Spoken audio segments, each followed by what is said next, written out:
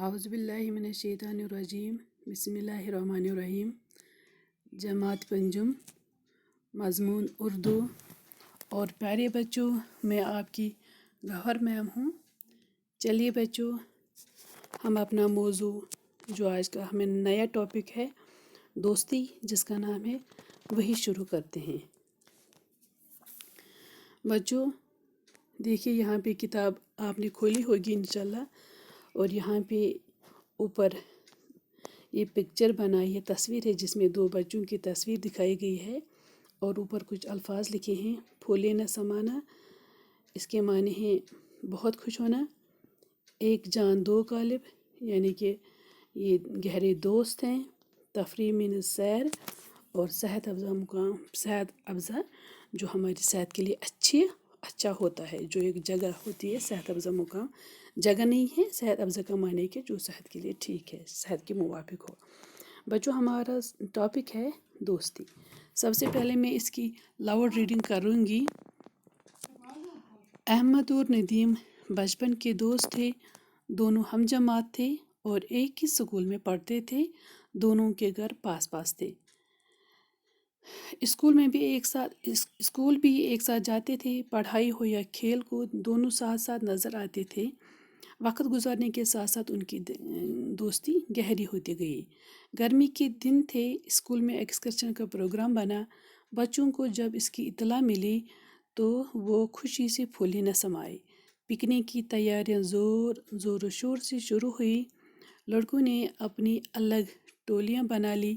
احمد اور ندیم بھی کچھ لڑکوں کے ساتھ مل کر اپنی ایک ٹولی بنا گئے۔ آپس میں طے ہوا کہ کون کیا کیا پکوان گھر سے بنا کر لائے گا۔ دوسرے دن سب لڑکے ہنسی خوشی اسکول پہنچے۔ اسکول کے باہر بسیں کھڑی تھیں، لڑکے ان میں سوار ہوئے، اساتذہ بھی ان کے ساتھ تھے۔ بسیں پہلگام کی طرف چل پڑی۔ احمد اور ندیم بس میں ایک دوسرے کے پاس بیٹھے تھے۔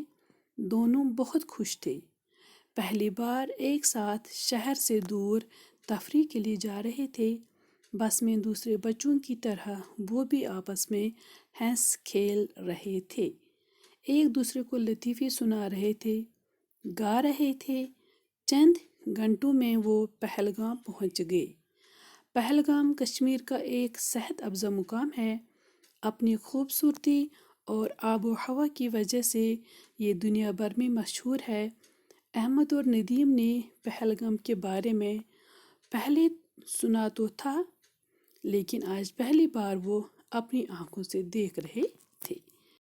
چلیے بچوں، اب ہم یہاں پہ دیکھیں گے کہ کوئی مشکل الفاظ مت ہو، ہم اس کی یہ کر لیں گے، میننگ بھی بتائیں گے ساتھ ساتھ، اور میں آپ کو یہ تھوڑا سا سمجھاؤں گی۔ مجھے امید ہے کہ آپ لوگوں نے یہ سمجھا ہوگا۔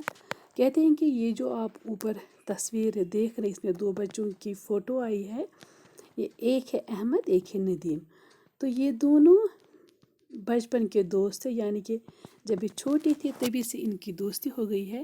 دونوں ہم جماعت تھے۔ ہم جماعت کا مطلب ہے کہ یہ ایک ہی کلاس میں، ایک ہی جماعت میں پڑھتے تھے، اور ایک ہی اسکول میں پڑھتے بھی تھے، ایک ہی جماعت میں پڑھتے تھے، اور دونوں کے گھر پاس پاس تھے، یعنی کہ یہ آپس میں ہمسائے بھی تھے۔ دونوں بچے اسکول ایک ساتھ جاتے تھے، پڑھائی بھی ایک ساتھ کرتے تھے، کھیلتے بھی ایک ساتھ تھے۔ ہمیشہ یہ دونوں ساتھ ساتھ نظر آتے تھے۔ یہ جہاں بھی جاتے تھے دونوں جاتے تھے، جہاں بھی کھیلنا ہوتا تھا دونوں کھیلتے تھے، پڑھتے بھی ایک ساتھ، سب کچھ دونوں مل کر کرتے تھے۔ تو وقت گزارنے کے ساتھ ساتھ بچوں کیا ہوا کہ ان کی یہ دوستی بہت مضبوط ہو گئی، گہری دوستی، یہ آپس میں گہرے دوست بن گئے۔ شاباش بچوں، چلیے آگے چلتے ہیں۔